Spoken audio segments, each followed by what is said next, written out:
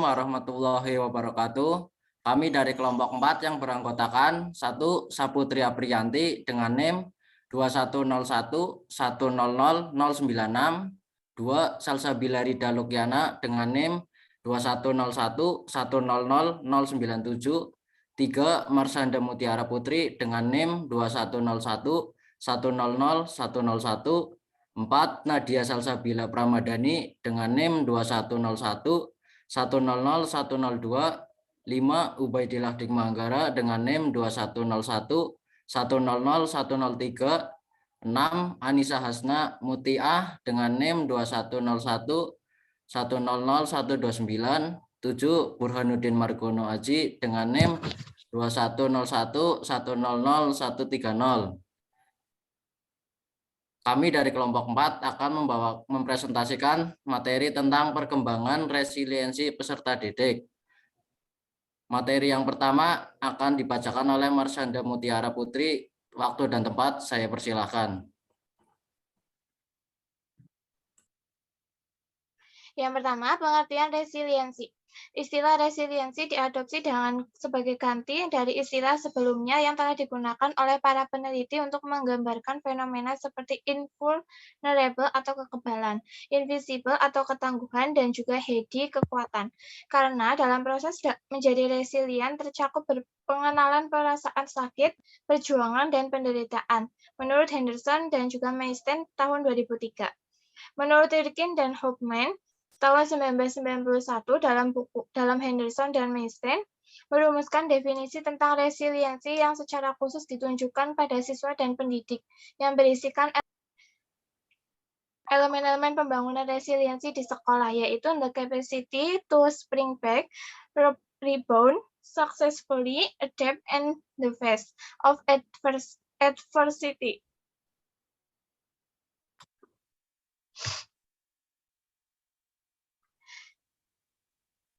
And develop social, academic, and vocational competence despite exposure to severe stress to or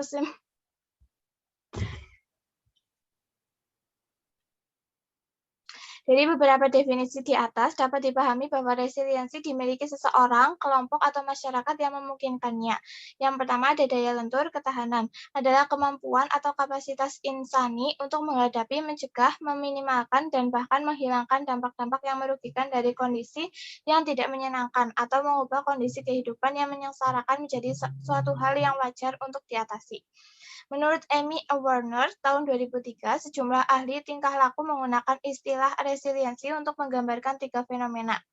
Yang pertama, perkembangan positif yang dihasilkan oleh anak yang hidup dalam konteks beresiko tinggi atau high risk, seperti anak yang hidup dalam kemiskinan kronis atau perlakuan kasar orang tuanya. Yang kedua, kompetensi dimungkinkan muncul di bawah tekanan yang berkepanjangan seperti peristiwa di sekitar perceraian orang tua mereka. Yang ketiga, kesembuhan dari trauma seperti ketakutan dari peristiwa perang saudara dan kamp konsentrasi.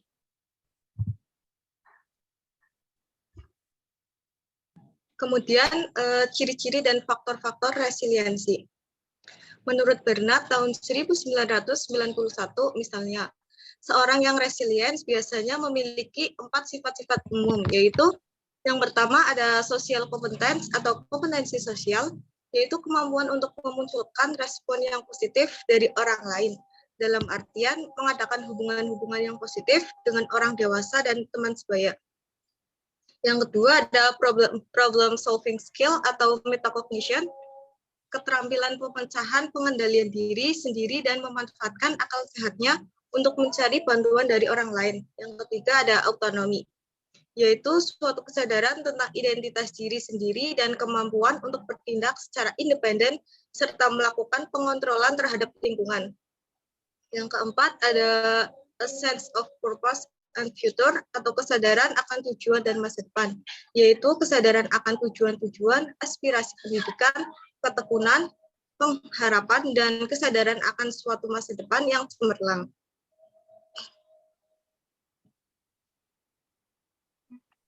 Next. Menurut Olin tahun 1993 mengajukan 7 karakteristik internal sebagai tipe orang yang resilient, yaitu yang pertama ada inisiatif, yaitu yang terlihat dari upaya mereka melakukan eksplorasi terhadap lingkungan mereka dan kemampuan individual untuk mengambil peran atau bertindak.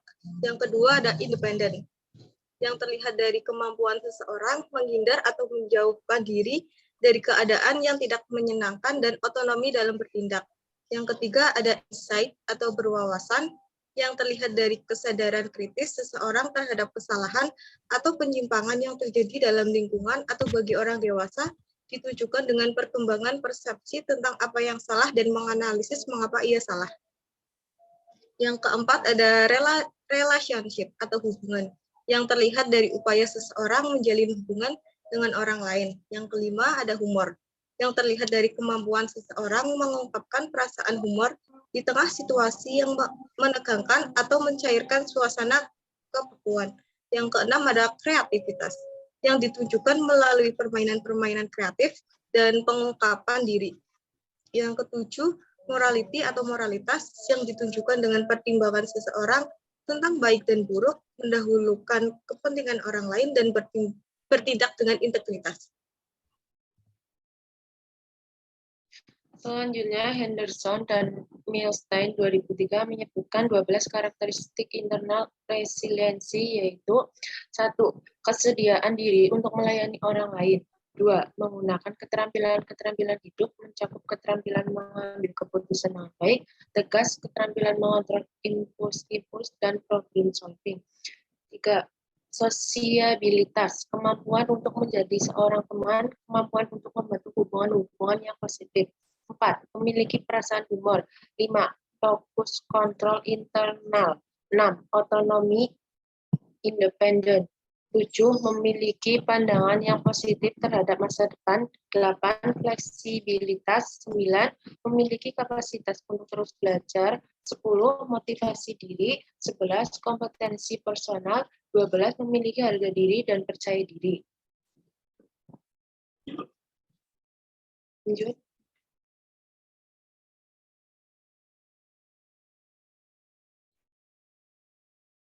Terdapat 5 faktor yang sangat menentukan kualitas interaksi dari I have, I am, dan I can tersebut. Grothberg 1999, yaitu 1. Trust atau kepercayaan merupakan faktor resiliensi dengan bagaimana lingkungan mengembangkan rasa percaya siswa. Perasaan percaya ini akan sangat menentukan seberapa jauh siswa memiliki kepercayaan terhadap orang lain mengenai hidupnya, kebutuhan-kebutuhannya dan perasaan-perasaannya, serta kepercayaan terhadap diri sendiri, terhadap kemampuan dan tindakan, serta masa depannya. Kepercayaan akan menjadi sumber pertama bagi pembentukan resiliensi pada siswa. 2. Autonomi atau otonomi, yaitu faktor resiliensi yang berkaitan dengan seberapa jauh siswa menyadari bahwa dirinya terpisah dan berbeda dari lingkungan sekitar sebagai kesatuan diri pribadi. Pemahaman bahwa dirinya juga merupakan sosok mandiri yang terpisah dan berbeda dari lingkungan sekitar akan membentuk kekuatan-kekuatan tertentu pada siswa. Kekuatan tersebut akan sangat menentukan tindakan siswa ketika menghadapi masalah.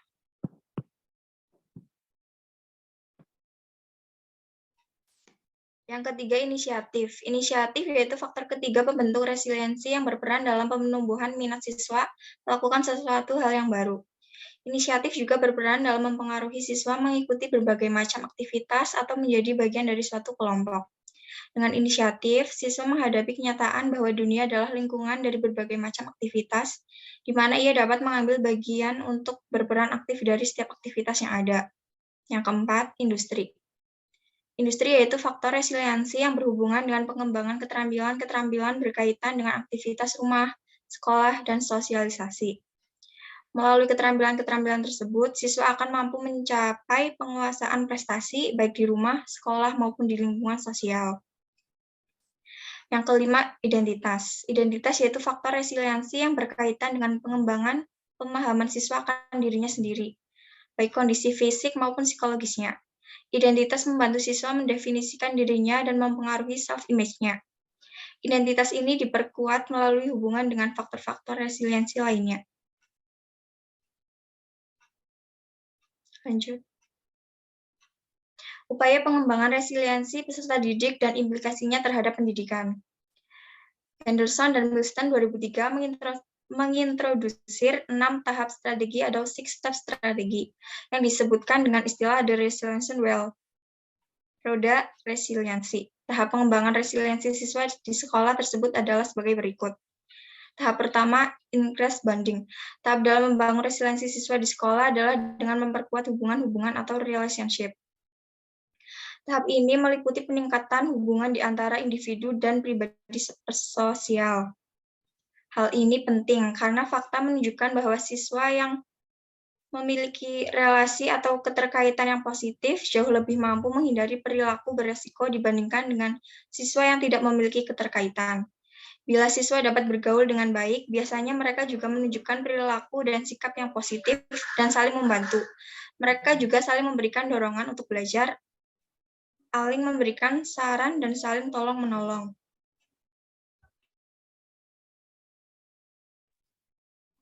Tahap 2, set clear and consistent boundaries. Tahap kedua dalam membangun resiliensi siswa di sekolah adalah menjelaskan dan menjaga konsistensi dari batasan-batasan atau peraturan-peraturan yang berlaku di sekolah. Tahap ini meliputi pengembangan dan implementasi kebijakan sekolah dan prosedur pelaksanaannya secara konsisten, serta menyampaikannya kepada siswa sehingga mereka mendapat gambaran yang jelas tentang harapan-harapan tingkah laku disertai dengan penjelasan tentang tingkah laku beresiko dan konsekuensinya, serta harus ditulis dan dikomunikasikan kepada siswa dengan jelas, dan kemudian dilaksanakan secara konsisten. Tahap 3, teach life skill.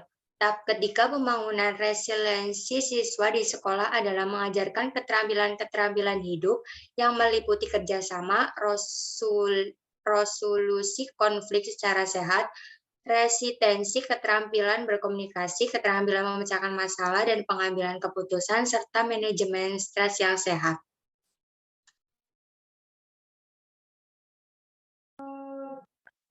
Tahap 4, provide caring and support. Tahap keempat ini meliputi pemberian penghargaan, perhatian, dan dorongan yang positif. Tahap ini merupakan tahapan yang sangat kritis dari semua tahapan pengembangan resiliensi yang ada dalam The Resiliency Wheel. Kenyataan memang menunjukkan bahwa siswa mustahil dapat berhasil mengatasi adversitas tanpa adanya perlindungan dan perhatian dari berbagai pihak. Tahap 5, set and communicate expectation. Tahapan ini adalah memberikan atau menyampaikan harapan yang tinggi. Tahapan ini secara konsisten ditemui dalam literatur resiliensi dan riset tentang keberhasilan akademis. Hal ini adalah penting karena harapan yang tinggi dan realistis merupakan motivator yang efektif bagi siswa. Tahap 6, provide opportunities for meaningful participation. Strategi ke-6 yang dapat digunakan dalam upaya membantu perkembangan resiliensi siswa di sekolah adalah dengan memberikan tanggung jawab dan kesempatan untuk berpartisipasi aktif seperti kesempatan untuk memecahkan masalah, mengambil keputusan, perencanaan, bekerjasama, dan menolong orang lain. Siswa diperlakukan sebagai individu yang bertanggung jawab, mengizinkan mereka untuk berpartisipasi dalam semua aspek fungsi sekolah. Year 1948. Terima kasih. Sekian presentasi dari kelompok kami. Bila ada kekurangan materi atau tutur kata yang kurang berkenan, kami mohon maaf sebesar-besarnya. Dan bila ada yang mau bertanya dari teman-teman, kami persilahkan. Wassalamualaikum warahmatullahi wabarakatuh. Assalamualaikum warahmatullahi wabarakatuh.